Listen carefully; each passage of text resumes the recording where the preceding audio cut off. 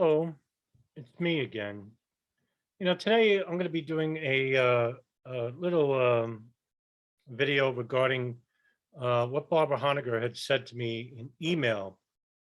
And last night she sent me an email. We're actually in a group email talking about the issue of the Pentagon, whether or not American Airlines Flight 77 crashed into the Pentagon.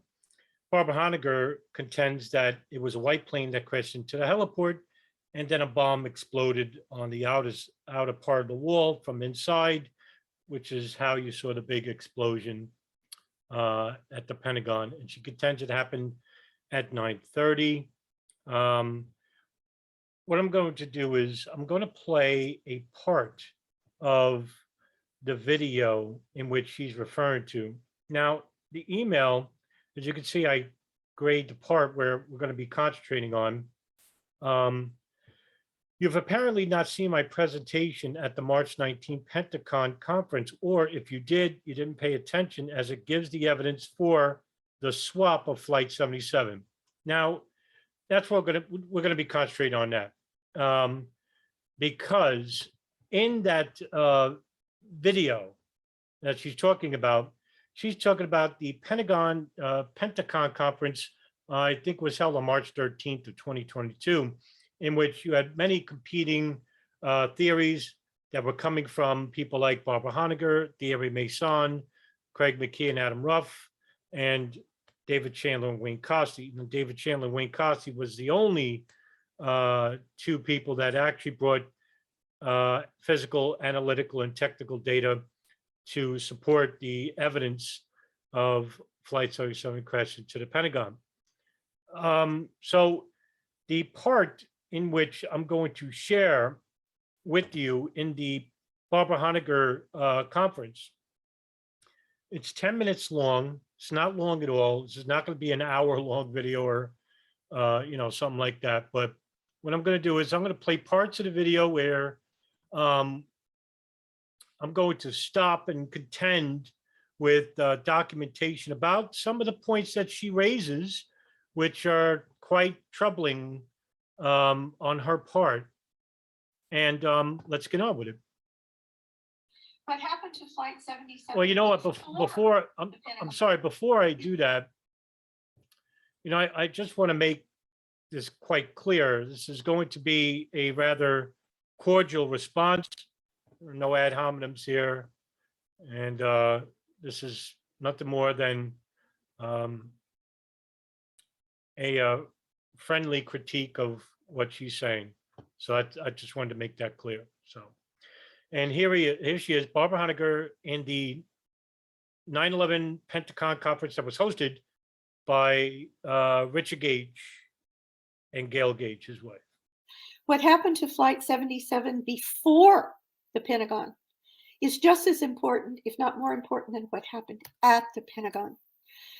These are all the points that she's going to raise throughout this brief summary. There's evidence, compelling evidence, converging evidence that Flight 77 was swapped for the eastward flying plane. So it wasn't Flight 77 at Pentagon at all.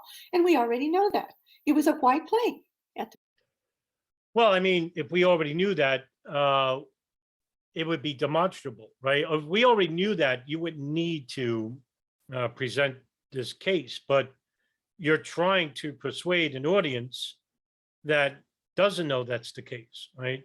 But the majority of the people that were already at the Pentagon disagree with your hypothesis.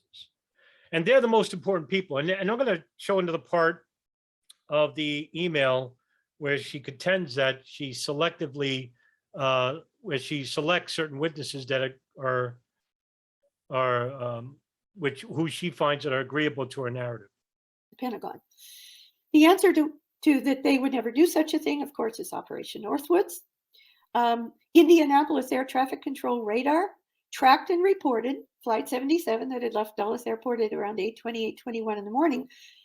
They reported on their radar screens that it descended from 35,000 to 29,000 feet, 6,000 feet before the turn, and had likely crashed, and reported a likely crash to Air Force search and rescue, versus the official story radar, which is relied upon by the advocates for Theory D in this conference, the official story radar, quote, shows, unquote, that the plane didn't descend at all until after the turn. And because the same physical plane cannot do both, there was a plane swap. We've already talked about how the CDR and therefore also the FDR cannot have been from Flight 77. Here is a... The CIA has been developing plans for covert operations that involve the in-flight swapping of commercial airliners with military drones since the 1960s. I don't know why she showed that, but I guess she's trying to implement a visual into your mind before she gives the presentation. That came from, I believe, Pearl Harbor film by Massimo Mancuso. Yeah, I don't know what that was about, by the way. Okay, I've already, down here, when you go to my PowerPoint, be sure and go to this page, and it will show you that Indianapolis Air Traffic Control watched on radar and officially reported that Flight 77 began its descent while still flying west, unlike the official radar data that my colleagues. Well, look, you know what? Let's go back for a minute here, okay? Because she doesn't really explain in detail. She just shows these slides, and there's so much data in 10 minutes. I mean, you're overwhelmed because you can't really respond. I mean, it's a problem I have with her regarding our presentations. Behind the smoke curtains, like 3 hours long, but it's like an enormous amount of data that she produces in the documentary. And I get the complaint that me and my co-researcher DJ Thermal Detonator, where our films or our reputation videos are too long, 2 or 3 hours long, but they're not long like Honegger, like 3 hours. That Pearl Harbor film by Massimo Mancuso, I think, is 4 hours. There's no complaints there. I know who's watching this. I'm having a little fun. Anyway, so let's talk about this radar, which she's referring to as the flight data recorder. But it says here, through the Indianapolis FAA Air Traffic Control, watched on radar, officially reported that Flight 77, the Dulles plane, begins a descent at 8:54 while still flying west with its transponder was still on, well before the official radar has the eastward flying swap plane. Begins its descent at 9:01 while flying east. Well, this part is nothing more than fantasy. And she gives no descriptive. You could see it. She passed right up on it. She didn't explain any of this, and it's not backed by any of the flight data recorder analytical data, nor radar data either. So there's that. Now the radar data, basically, even when the transponder was off, still had the blip on the screen with the information. Now, what you can't see is the altitude, right? But there's still radar data. As long as somebody's keeping track on the initial data of the radar screen, it'll say AA77, the altitude, and the direction, whether it's 10,000 feet, longitude west, longitude east, right? But with the transponder off, the altitude is off, but the radar blip is still there as long as the person is concentrating on the blip. And that's what happened with 93 and 77. Because at that point, everybody was watching the screen because of what happened with 11 and 175. And that's coming from Indianapolis ATC. And I'm going to play you the audio because at no point does it say what she thinks it says. In regards to the descent, well, I mean, let's take a look at the flight path study, which is basically the FDR flight data recorder box, which survived and was found on September 13th by two first responders, Carlton Berkhammer and Brian Morovitz, in which they found the flight data recorder box. And when they did find it, they actually pointed it out to the FBI. FBI actually called someone from the National Transportation Safety Bureau to identify it as the flight data recorder, and it was. So let's take a look at the flight data recorder, shall we? The information. So as you can see, pressure altitude, right? Its descent starts at letter D, right? Airplane heading east. This is when they make the turn back toward Washington, because Dulles American Airlines Flight 77 was going to San Francisco. And as you could see here, through point D, which was about 9, what is this? 15, 9:15. No, this would be, no, I'm sorry, this is 9:10. So this is 9:02. Okay. I'm sorry, this plane was going to LAX, Los Angeles, San Francisco. Los Angeles International Airport, where this plane was going. Excuse me for the error. So as you can see, it starts its descent at this point. And at this point, it was at 35,000 feet.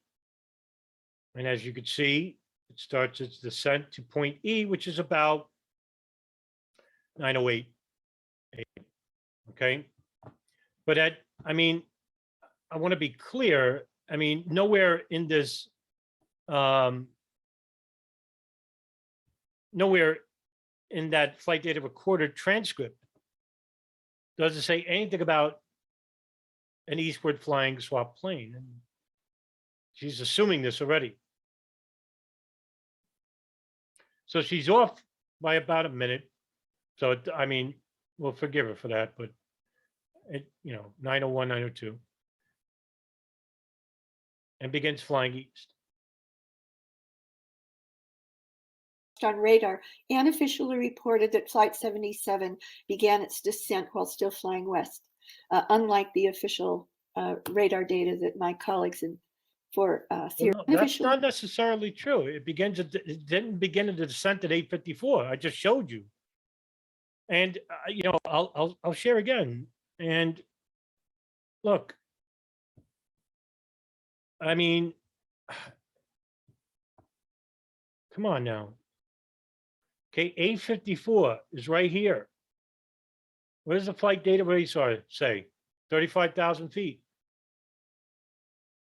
When does it start its descent? Right here. About 9:02. This is from the flight data recorder. So what you're assuming here, what you're asserting here, is basically false.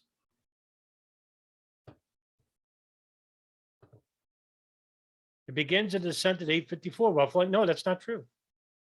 Not according to the flight data recorder. I don't know where you're getting this from. No analytical, no transcriptal evidence shows that.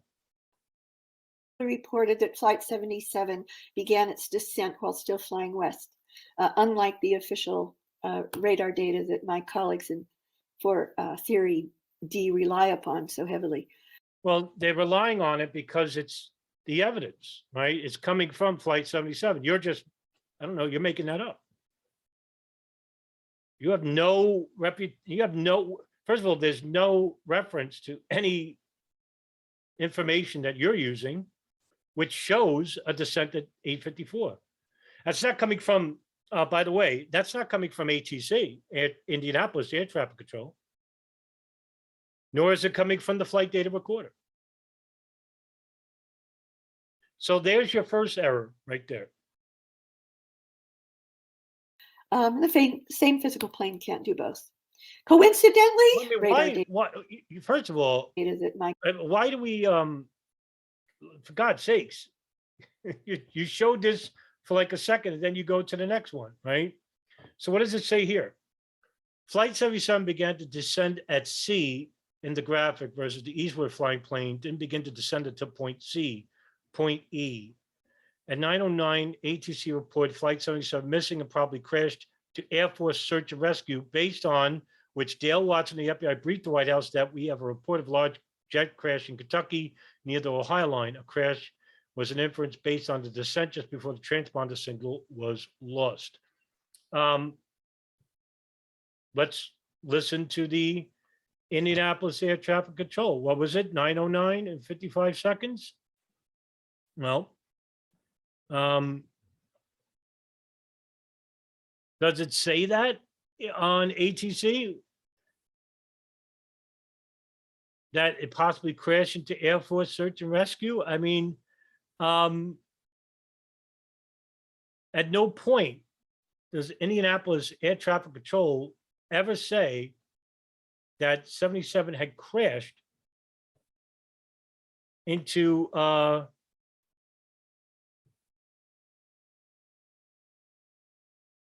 crashed in Air Force search and rescue. So what we're going to do is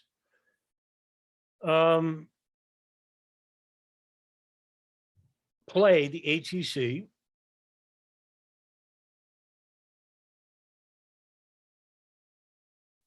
In which I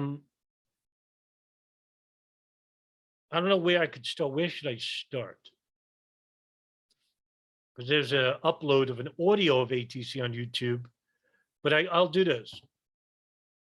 Right, 9:36. Right, okay, I'm sorry, forgive me.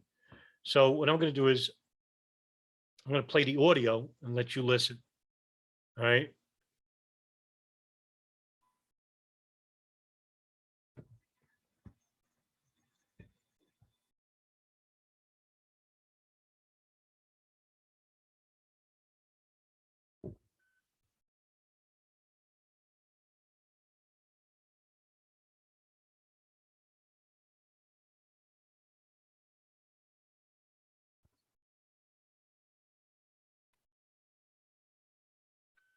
A lot of dead air. You know what? I'll even do better. Hold on.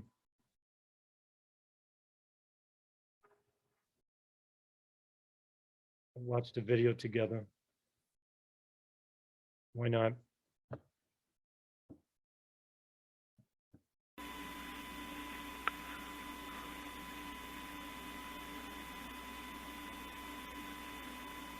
As you can see, even with the references here, there is no like report of any crash.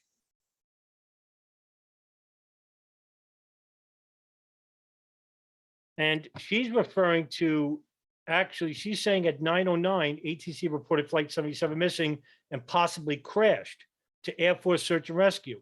All right. So at no point in the ATC does it say that. So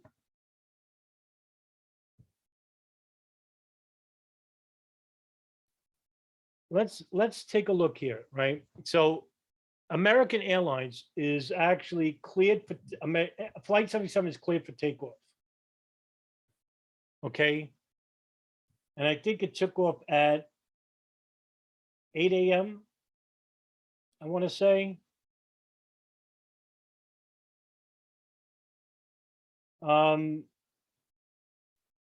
Let's play it. American 77, your departure frequency will be 125.05, runway 30, clear for takeoff. 555, clear for takeoff, runway 30, American 77. Okay, so all right, I want to be punctual because I was looking. It took off. It departed at 8:10 a.m.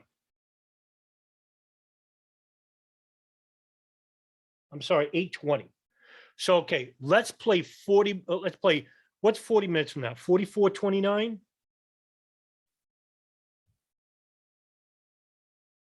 No, because what'd she say? She said that the,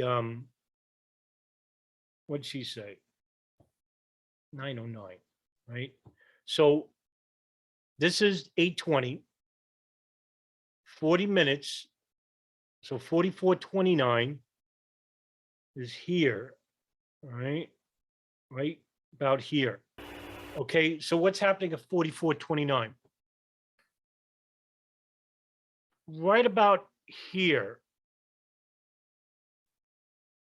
I'd say right about here is when she refers to that statement.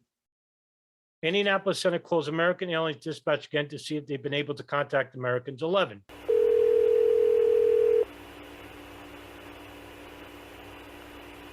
American Dispatch. Yeah, this is Indianapolis Center. We I don't know if I talked to the same guy about American 77. Yeah. I so called him, but I didn't get a reply back from him. We lost track control of the guys in Coast Track, so we don't really know where his target is, and we can't get a hold of him. You guys tried him and no response? No response. Yeah, we have no radar contact and no communications with him. So if you guys could try him again. We're doing it. All right, thanks a lot. We're doing it. Okay, so, all right, this is around the same time where Barbara Honegger is basically suggesting that, I'm sorry, that,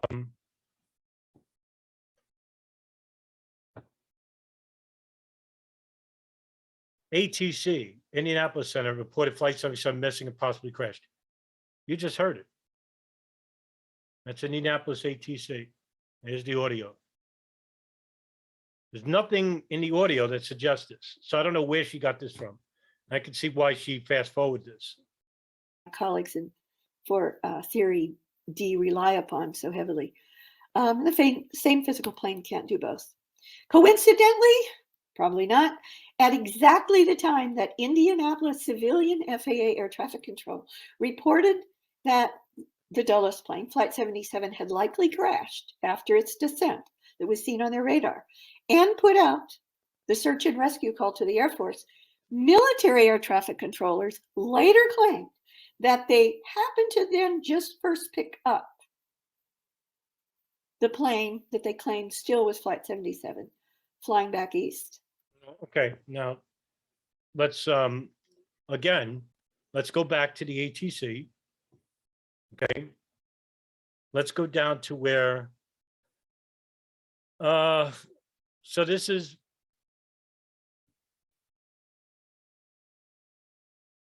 right about here is where the crash, right? Somewhere in this time frame, A77 slams to the west wall of the Pentagon 937, right? So here's Tracon is contacted by Dulles and told to be on a hotline with the White House because the plane had crashed into the Pentagon here. Hey, Dulles here. Listen, Eastern Region has us on the phone, and they ask that you be on a continuous hotline with the White House if you're not already doing it. We're doing it. Thanks, man. Right? And then afterwards, reports of a 737 hitting the Pentagon start coming in. Wanda. Hi, Wanda. I don't know if you heard, but we had a crash into the Pentagon by a 737. I think it's 737 or 757. Shut down all arrivals in the National Airport. Crash in the Pentagon. National is shut down. Right. At no point in the ATC does it state what Barbara Honegger is stating once again, right? She's stating that they reported the Dulles plane likely crashed and put out the search and rescue call to the Air Force.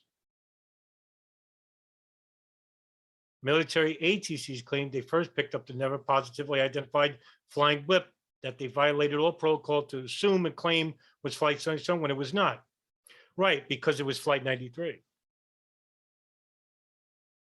And FAA, the directors like Monty Belger and Jane Garvey basically withheld information regarding planes being hijacked. That's coming from the testimonies that was recorded at ATC. Now, it's on historycommons.com, but the website is currently dysfunctional. So Monty Belger and Jane Garvey and Ben Sliney, all the FAA managers and directors at the time, when they testified at the 9/11 Commission, which I have uploaded, you can see it for yourself. I even put out the names of the people that were interviewed by specific panelists of the 9/11 Commission Board. Make it easy for you. And they basically got admonished, some of them, for giving out vague and didn't coordinate with regional managers in the Northeast.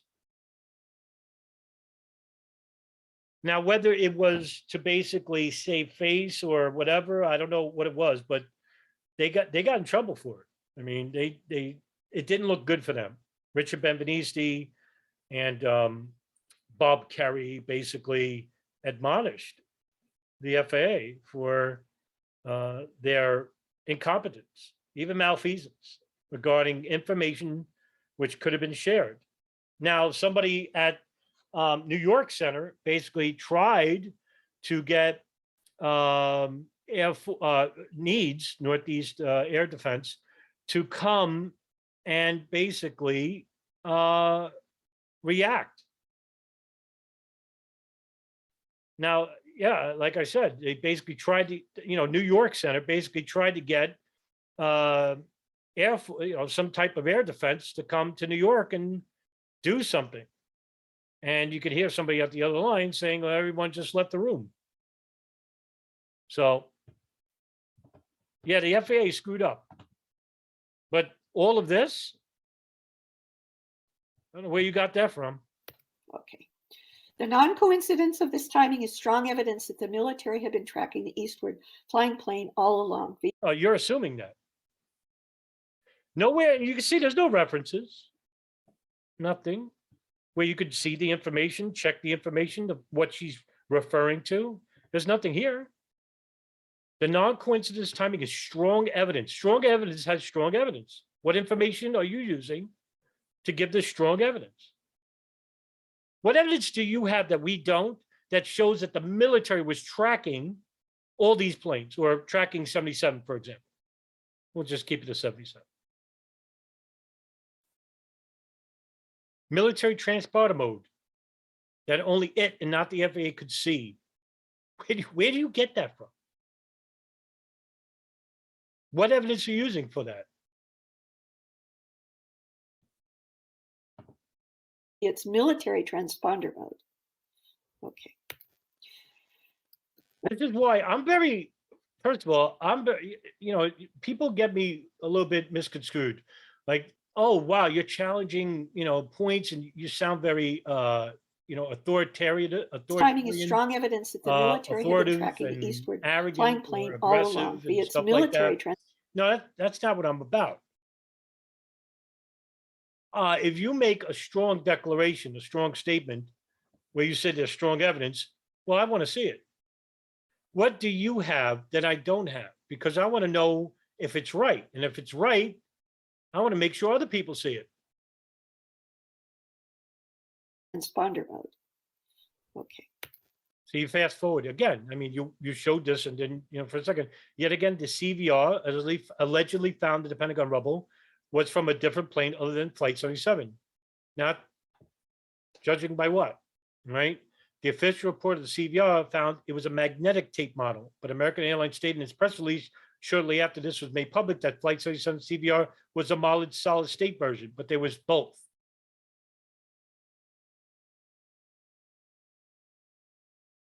And Ken, one thing, David Chandler, Victoria Ashley, the late Frank Legge, John Wyndham, I don't know if Ken Jenkins was involved, but there was a paper, Jim Hoffman, it was a paper I saw a long time ago. It was called the Honegger Refuted, or Honegger Hypothesis Refuted. I think that was the name of it, where they outlined all the points that she made in a conference that she did called Behind the Smoke Curtain, which was held in Seattle in the year 2013. And 2 hours full, and they did this like 30-page paper, and they talked about the magnetic tape model and stuff like that. I'm going to link that at the bottom of the description box of this video so you could see it. So, because this right here is another assumption based on nothing more than her own word. I need more than that. And you know what? You should be responsible for giving more than just this. That's the reason why you skipped over it. Okay, this is a very important book by a Dutch structural and civil engineer. It's not his real name, but it's the name on the book, Dick Koch, called 9/11. What a name. What a name. Why would you use somebody who's not giving a real name and then not even talk about the book itself on plane swaps? And then you got to order it? I'm not ordering this book. Why don't you just tell me what information he's using to prove that there was a plane swap? This is what I get. I don't get it with people. I mean, Honegger, this may pass with most people in your circle, but it's not going to pass in the real world. Not even, especially in a court of law.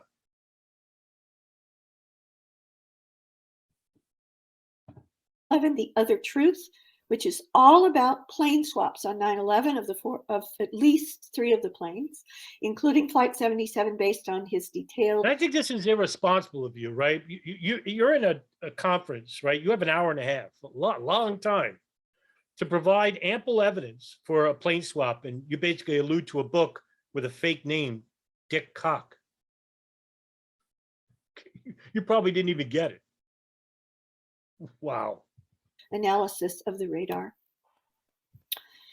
Okay, I'm going to go past what are we these, doing here? What are we including doing? Flight 77, based on his detailed analysis. That of was the radar. fast. All right, why'd you pass over this? Cross correlation of evidence for Flight 77 swap with evidence for Flight 170 swap, officially World Trade Center 2 plane. So you're referring to In Plain Sight and Ripple Effect by Dave Von Kleist. You know what Dave Von Kleist basically says? That the plane swaps basically just happened, doesn't give evidence for it, and then says, well, the evidence is that there was a pod underneath Flight 175. And shot a missile into the World Trade Center. I don't know why you would need to shoot a missile into the World Trade Center when the plane is basically a missile, right? It's a physical missile. It's 563 pounds, 563 miles an hour, 78,000 pounds of fuel, approximately. It's a bomb. Why would you need a missile underneath the plane? Why would you need to do a plane swap? For example, why involve so many more people in the operation than just having the planes hijacked and crash near targets without obstruction? This way, you don't have to involve many people. You know who you would have to involve? NORAD. If you're doing a plane swap, you know what you have to involve? The FAA, the NTSB, every single first responder that was at the Pentagon who helped in the search and rescue. It's about 1,000 people, approximately, let's say a couple of hundred. So 22 years, 21 years, you got to make sure these people don't talk. So that means you got to have the intelligence services involved. That means manpower for every single one of these people. You know, now we're getting into the absurd category. I mean, you're making a conspiracy into a much bigger conspiracy involving so many more people when you didn't have to initially. But referring to Dave Von Kleist, I mean, you're going to refer to somebody who similarly agrees with you? That's not very unbiased, right? Okay, I'm going to go past these. Okay. The FBI has withheld all wreckage, model, serial, and Okay, this is not true at all. In fact, some of the plane wreckage is available to be viewed at the Pentagon Memorial and in New York. What makes you think they withheld all wreckage model serial numbers? I mean, they used information from the Pentagon in the Zacharias Moussaoui trial of 2006. For example, Barbara, if you're ever watching this, why didn't Zacharias Moussaoui's lawyer basically tell the judge or the court that, hey, Your Honor, the hijacked plane didn't crash into the Pentagon, which means that there were no hijackers, which means there was no terrorist operation. My client is innocent, right? So you're saying all the evidence is it's manufactured, or the technical data is manipulated. The eyewitnesses are coerced. They're lying. All of this would basically say that Zachary Moussaoui is innocent beyond innocent 100%. Why isn't the truth movement declaring for his unjust imprisonment, and why isn't he calling for his release? And this is something else. I mean, what are you asserting that have you talked to the FBI, and they said no, we're not giving you the model serial numbers?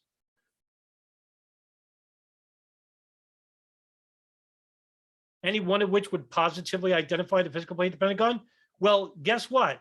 The serial number is not in every piece of part of the plane. I mean, it's on certain parts of the fuselage, sure. It's on the flight data recorder, but you don't believe that. So and I think, to be honest, you're just looking for anything that supports your narratives here, right? Because you basically say that all the evidence at the Pentagon, which could identify Flight 77, including the human remains, are all planted anyway. So let's say they showed you a piece of the plane. Let's say they showed you a video, security video, or a video of a plane in the Pentagon. Would you believe it? You willing to change your mind? That's what you accused me of. That I'm not open to evidence. No, I'm not open to speculation. Of course not. So I don't know where you get this from. You're assuming the FBI is withholding all wreckage model serial numbers. Really? You spoke with them?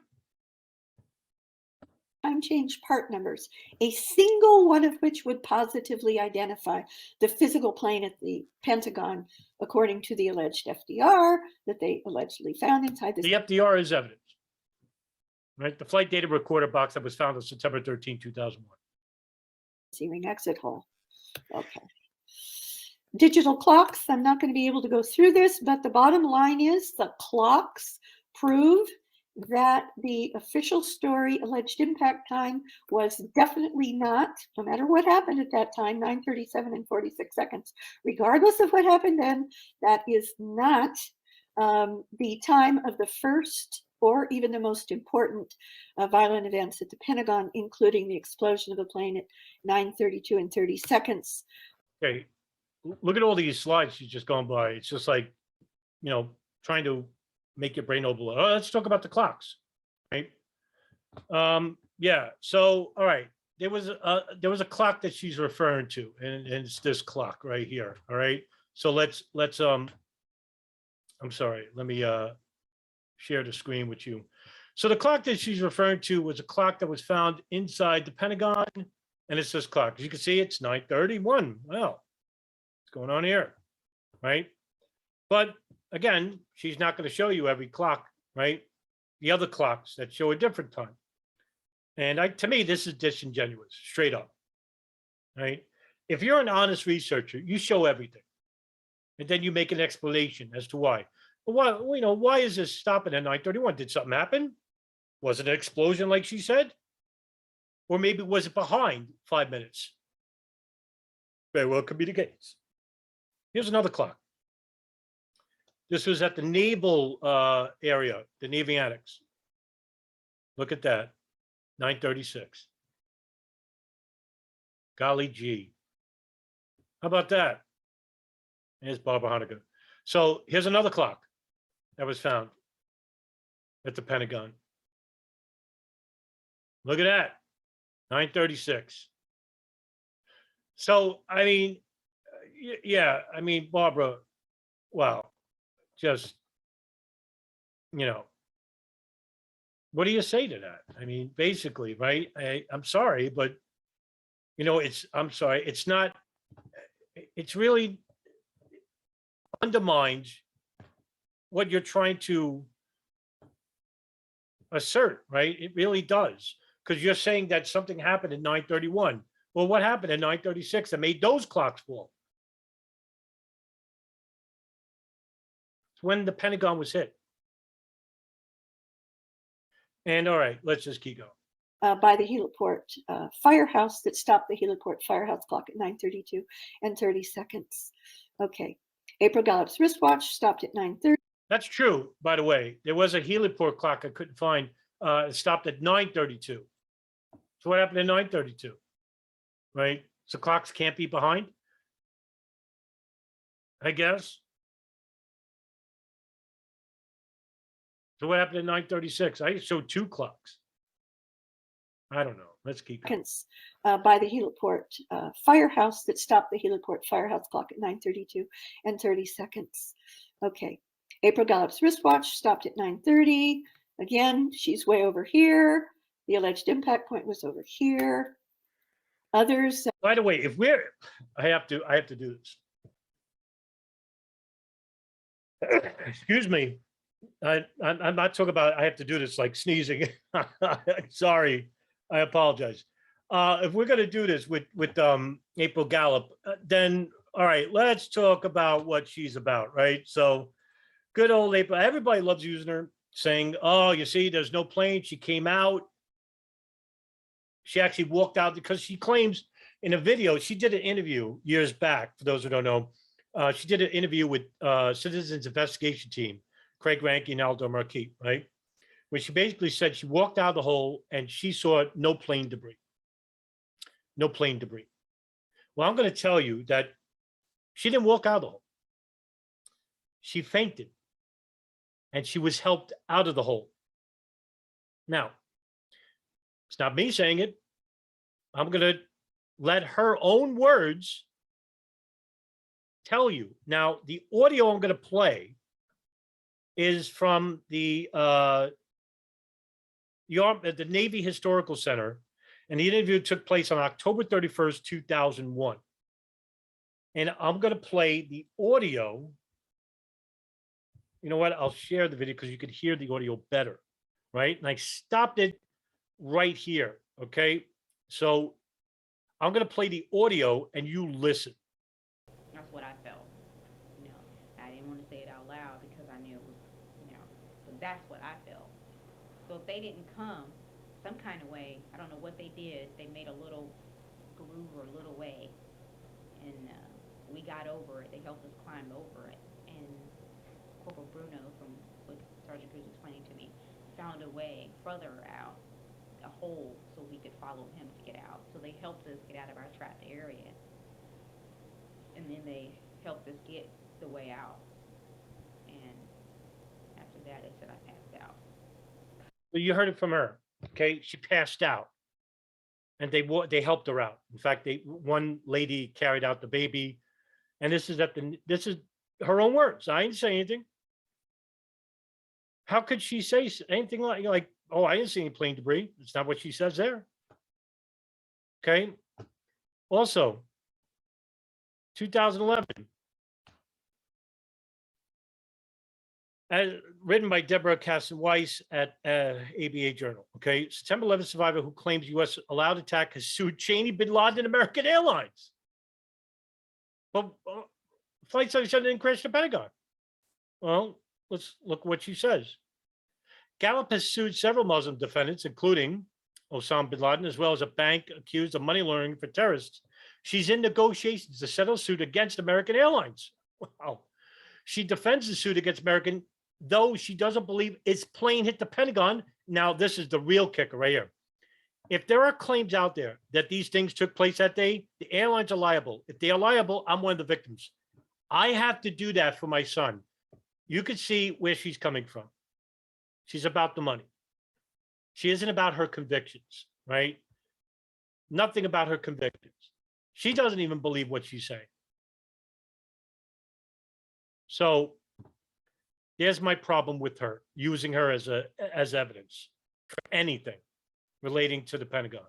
Many early press and media reports were that the Pentagon attack time was about. As you can see, yeah, many early press reports of Pentagon attack time, 9:30 a.m. about, 9:30 a.m. about, 9:30 a.m. about, 9:30 a.m. about, 9:30 a.m. shortly after. What does that mean?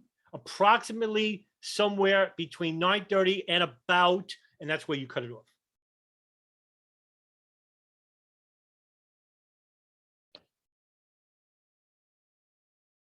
Because at that time, they didn't get the information about the exact time when the plane hit the Pentagon.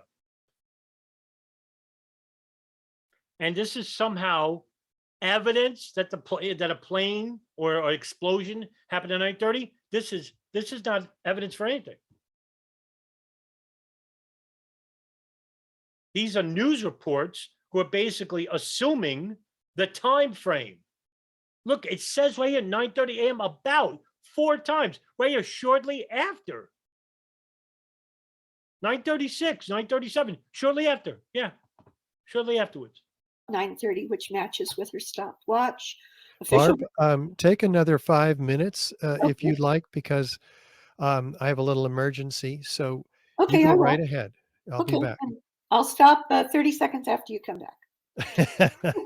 Okay. I hope to. Okay. All right. Official records and testimony also support the real so-called early, relatively official story attack time, first attack time. By the way, as for an explosion at 9:30, why is this not backed up by any of the evidence of eyewitnesses at the Pentagon? For example, let me give you an example of this, right? Because I'm going to use a story from somebody by the name of John Yates, who is actually inside the Pentagon. Okay, so what I'm going to do is I'm just going to share the article, right? It's from the Virginia Pilot. At about the same time, a sergeant called Tony Rose and John Fraser to an office of the big room, where some 15 soldiers were gathered silently around the TV. Somebody walked over to John Yates' desk. 2 told him, "Hey, John, you got to see what's going on in New York." Yates strolled the roughly 45 feet to Server's cubicle and was astounded by the horror unfolding on the screen. After a few minutes, he returned to his desk and called his wife, Ellen. She hadn't seen the New York attacks, but knew of them.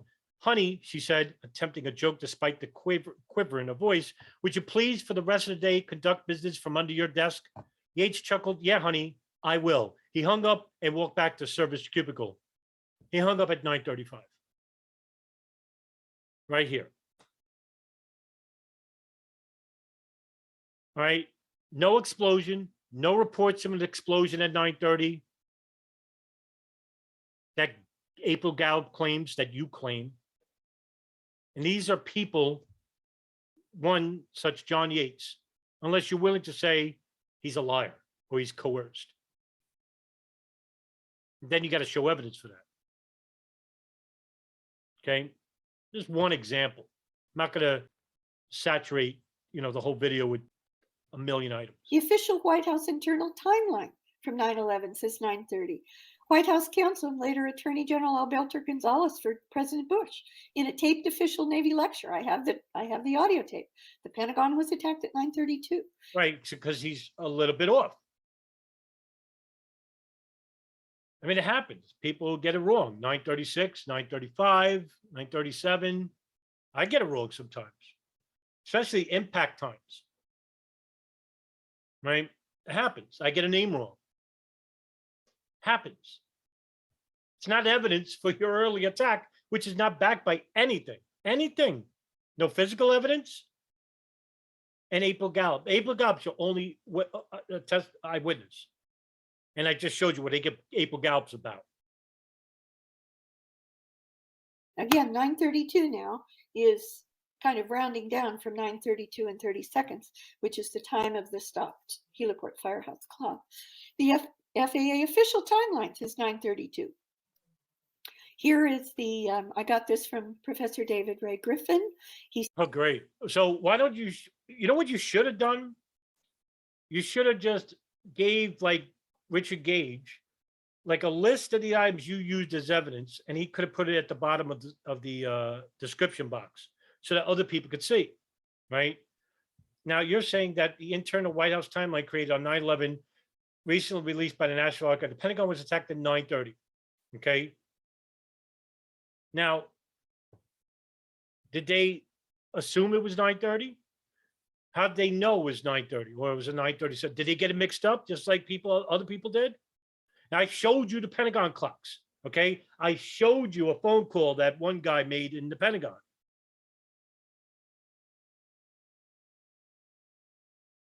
You're just going to select evidence that supports your narrative and yet claim that that's the evidence that supports a bomb going off in Pentagon. You better, I hope you have more evidence than that. That's not going to work at the grand jury if you ever have one. You better hope you have more. Sent this to me, which was released from the records of the. How come nobody in the Pentagon ever reported hearing a bomb going off at 9:30?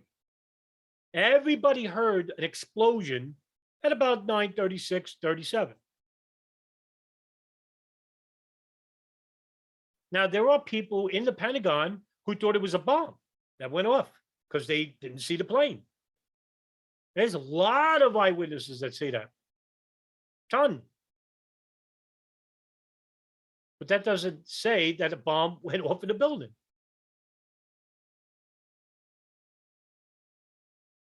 The 9/11 Commission investigator. Why would you use April Gallup as evidence for your claim as a bomb going off, but yet you won't use evidence of 86 people who saw a plane crash into the Pentagon wall? So your one eyewitness is good enough, but 86 eyewitnesses, they're not good enough.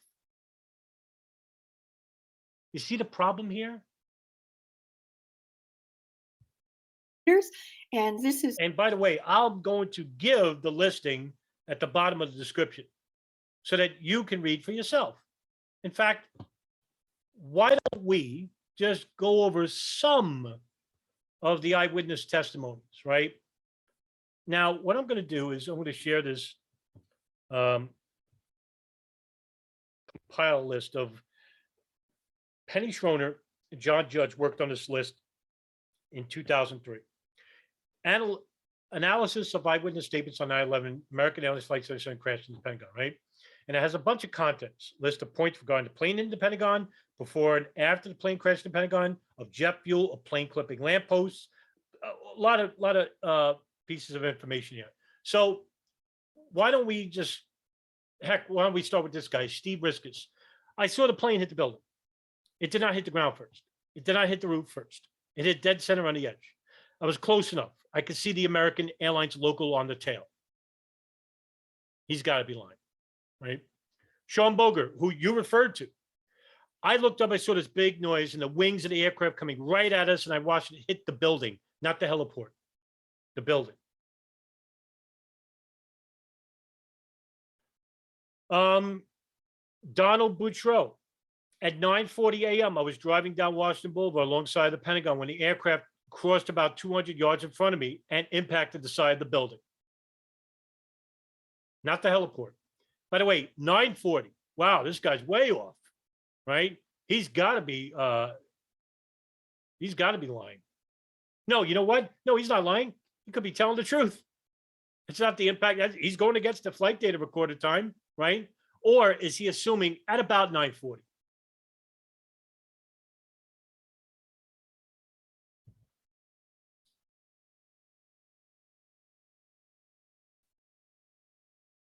Albert Hemphill. I walked in the office, stood peering out the window, looking at the Pentagon. As I stood there, I instinctively ducked at the extremely loud roar and whine of a jet engine spooling up. The aircraft looked to be either a 757 or Airbus, seeming to come directly over the annex. It was clean in as much as there were no flaps applied and no apparent landing gear deployed.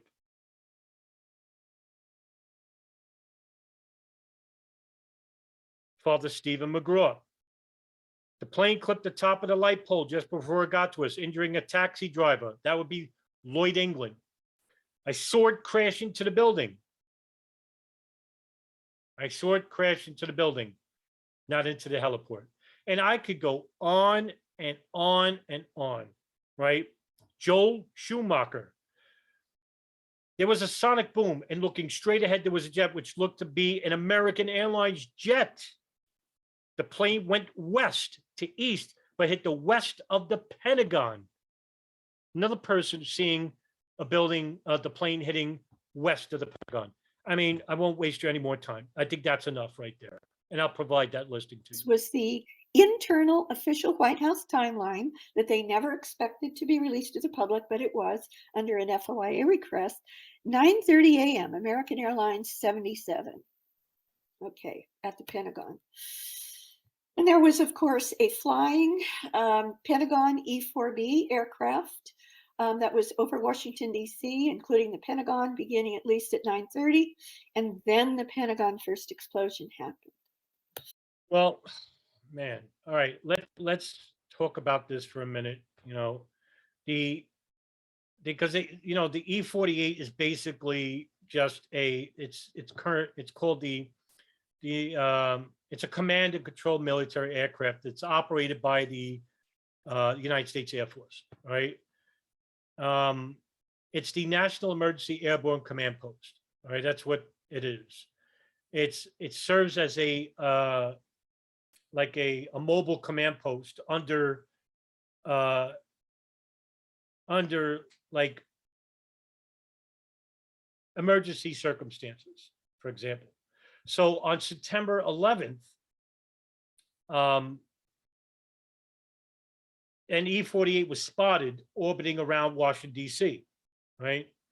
And there were news outlets. I remember ABC News reporting on this. There were people who said that they could see a plane that looked like a white plane, which is basically a white plane with like a dark blue or light blue stripe in the middle. And I want to say it was Dan Verton who wrote the book Black Ice, in which he identified the E-48 taking part in exercises, operational exercises. And that when American Airlines crashed into the North Tower, the exercise was called off and it was flying back. Air traffic control, as well as radar, indicated that the E-48 Airbus was known by its tracking number as Venus 77. And Venus 77, the radar itself, is usually hard to get, right?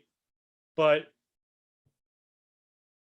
I'll play the radar tracking because it's on YouTube and it's one of the very few videos that has the radar of Venus 77 on the screen. So what I'll do is I'll blow this up and I'll play it, right?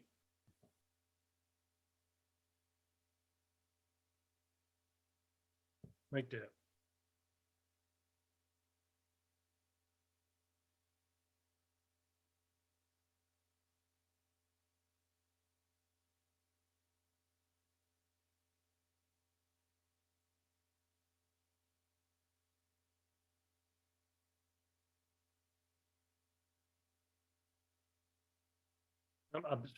Venus 77 right here, Virginia.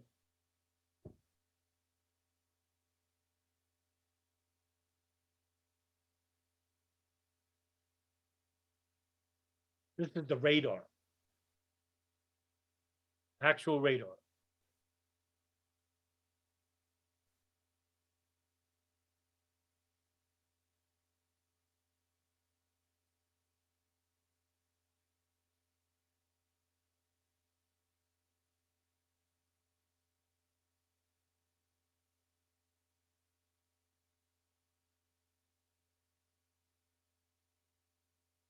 DC. Sorry, you can't see it with my screen. There you have it. It's the only radar that's out there. I mean, whoever uploaded that should get 1 million likes on it because that's hard to get. But yeah, I mean, come on, man. I mean,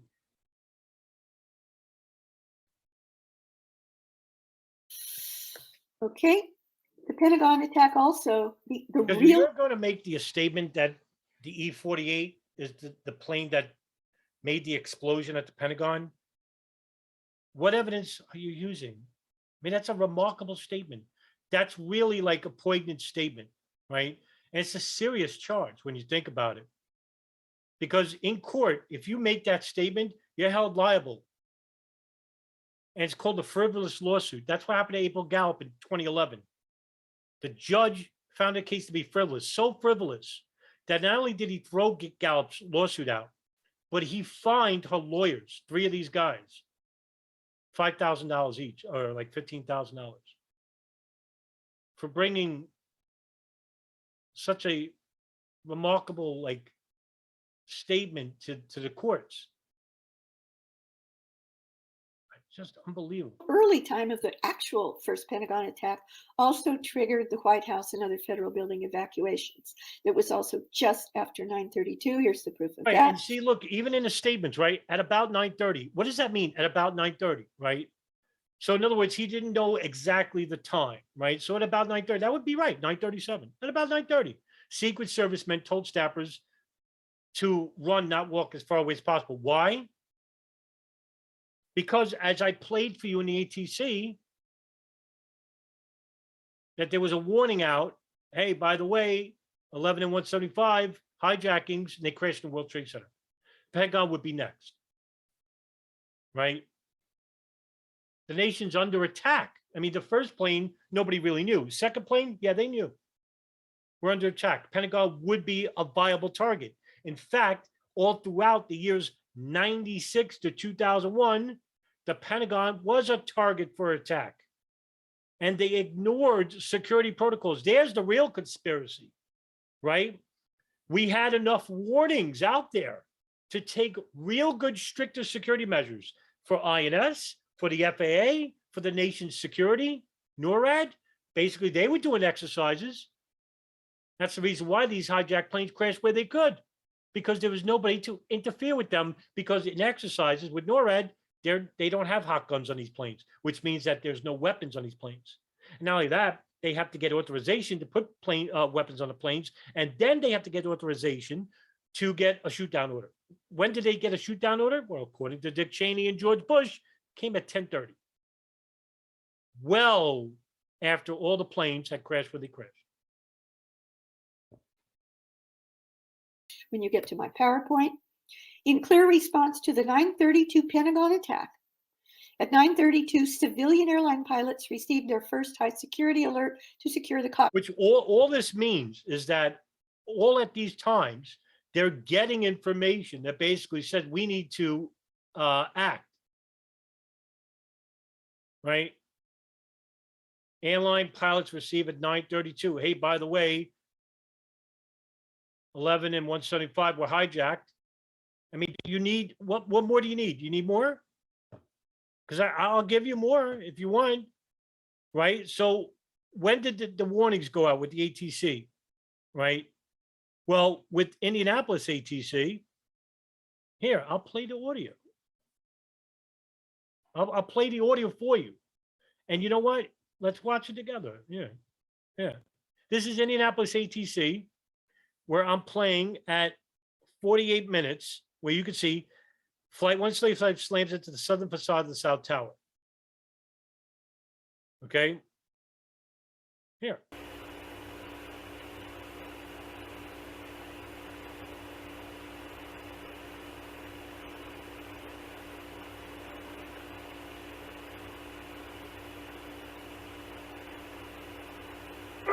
United 395, it's level 350. United 395, Indy Center, roger.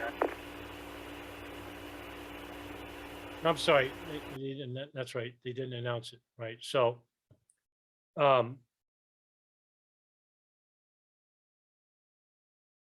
here it is. Wait.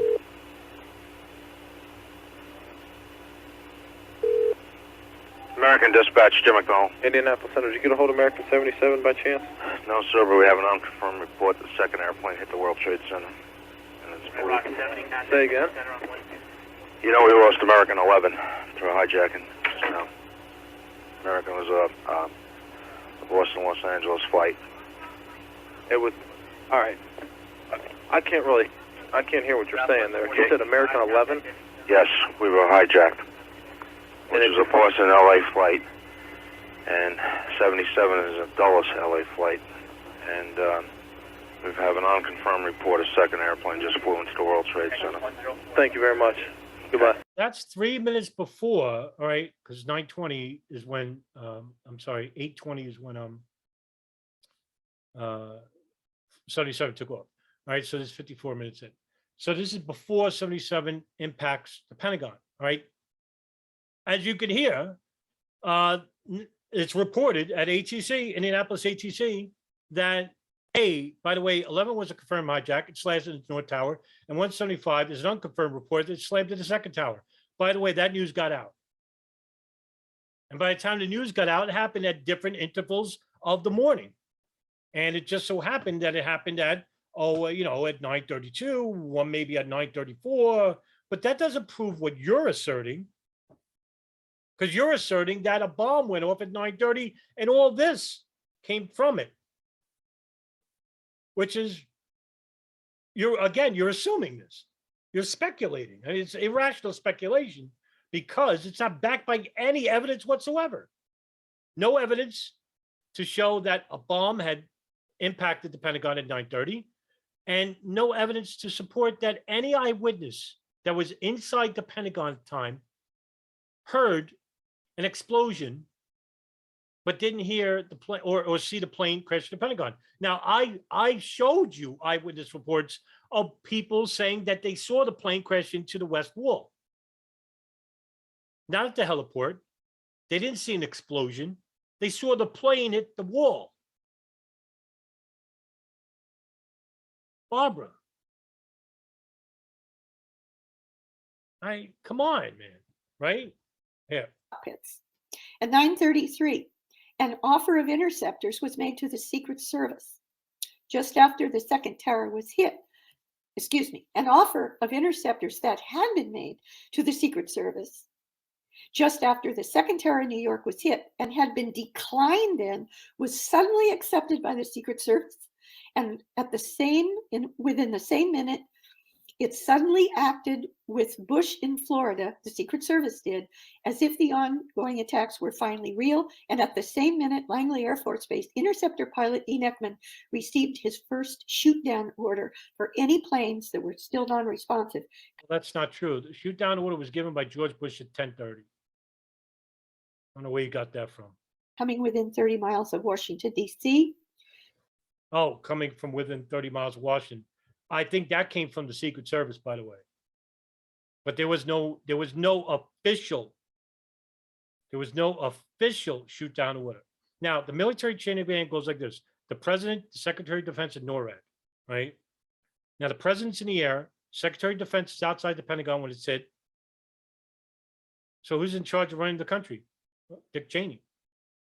There's another conspiracy right there. He's in the PIOC. Shouldn't Rumsfeld be in the PIOC? Shouldn't he be the one giving a shoot down order? I believe, for the reasons already given, and because of that Cheney's order in the PIOC was, in fact, a shoot-down order, as the young man, his own vice president's military aide, said to the 9/11 Commission in his testimony that the language used was for shoot down with what?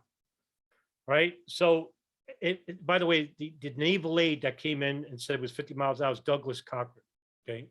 So Douglas Cochran's coming in and telling the PIOC that the plane is 50 miles out. The plane is 40 miles out. Okay. If Cheney was a shoot down order, shoot down with what? There was no air defense within the vicinity of the Pentagon. Now, they knew Flight 77 was in the air for 30 minutes. I mean, that's reported on the news. That's a DC plane. It wasn't 93. And it certainly wasn't 11 and 175. They've already crashed. But they had a lot of time to shoot down this plane, more than on this plane than any other flight. That's a stand down order. That's not a shoot down order. How, shoot it down with what? And Cheney's order is a shoot down order? That would mean, here's the real conspiracy. If that's a shoot down order, well, he broke the military chain of command. How so? He's not supposed to give a shoot down order because he's not part of the military chain of command. It's the president, the secretary of defense, and NORAD. Or shoot down order. And that was while Flight 77 or whatever, excuse me, I shouldn't have said Flight 77. That's why the plane that was then being watched on Dulles Air Traffic Control outside of DC, but wasn't to Washington yet, was still on its way towards DC. And even in New York City, where 2 attacks on the World Trade Centers had already happened and had not yet caused the New York Stock Exchange to be shut down. Question is why. It finally was at that magic. It has nothing to do with anything that you presented regarding the Pentagon. I don't even know why you wrote that. Time 9:32 and 30 seconds, which is a shorthand for 9:32, which is a shorthand for 9:32 and 30 seconds, the time of the actual plane destruction by the helipad. Okay, these next slides are showing that the plane that actually came in to the helipad was white.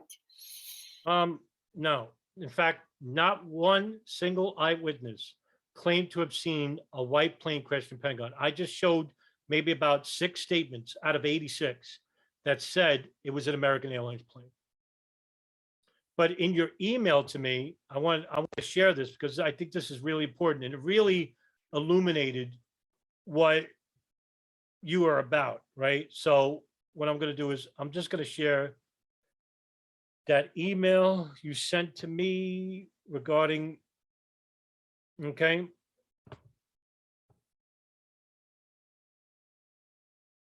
Okay, I'm going to do this. I found it. So this is what you sent to me, your own words, okay? Barbara Honegger. As for the witnesses, I do contend with which ones are the most reliable and credible. Again, as for the witnesses, I do contend with which ones are the most reliable and credible to you. The ones that you could take their statements, which are vague, and then state that they are actually against the narrative of Flight 77 crash at Pentagon, and I could twist it to where it's supporting my narrative. That's not what a credible researcher does. Sorry, nobody says that. I was the most, to me, that was the most illuminating part of the email that you sent to me. Okay, the witnesses, the witness plane descriptions, the problem with the witnesses is that they are all over the map. No, they're not. In fact, I'm going to leave it up to the people to make that decision for them because it's overwhelming in the favor of American Airlines plane crashing into the Pentagon wall. They never said it was a white plane. They never said it crashed in a heliport. Neither one of them.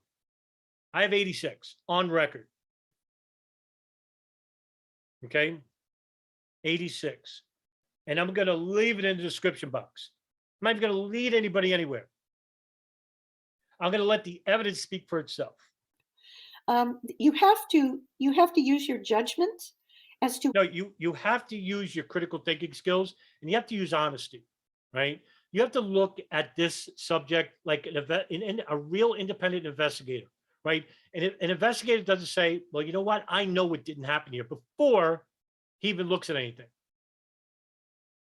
In other words, he doesn't have a preconceived mindset of what is right and what is wrong. He wants to know what is right and what is wrong at every crime scene. Well, how does he do that? Well, he goes by the evidence which is located at the crime scene. And he goes and interviews eyewitnesses at the crime scene. What he doesn't do is interview eyewitnesses who aren't at the crime scene. Why would he do that? They're not evidence. They're not evident to anything. Which witnesses are the most reliable witnesses, both in terms of credibility and where they. Well, if I just showed 6, okay, and there was a lot more I could have, are they credible? In the email, You wouldn't think so, because in the email, you are the one saying, only I chose certain eyewitnesses that agree with me, that you found credible. That your own words. Your own words, Barbara. Were so that they were in a position to actually see and know. Plain descriptions in this witness compilation. I recommend you read it. And I'm back, Barb. Okay, and you will find that they claimed it was a large plane, a small plane, 757, 737, white plane. Plane had stripes, was a commuter jet, it was a missile with wings. You have to use your judgment. So I'm going to end with this slide. All right. I'm going to end it right there because, I did enough. All right. So what I'm going to do is I'm going to provide in the bottom of the description, the eyewitness listing, the David Chandler paper, Pentagon hypothesis refuted, because it goes into far more descriptive detail than I did here in the video. I'm going to give you the flight data recorder, where it basically shows the descending of the plane, which is contradictory to what Honegger asserts. And that's about it. I'm also going to link the ATC recording as well. I think that's important to have, so that all these pieces of information that I'm showing you is a contradiction of what Honegger asserts in this 10-minute video. And that's all I need to do, really. I'm going to let the evidence speak for itself rather than myself. And it's not me speculating. I'm using physical, analytical, and technical data to prove that American Airlines Flight 77 crashed into the Pentagon wall. Have a good night, everybody.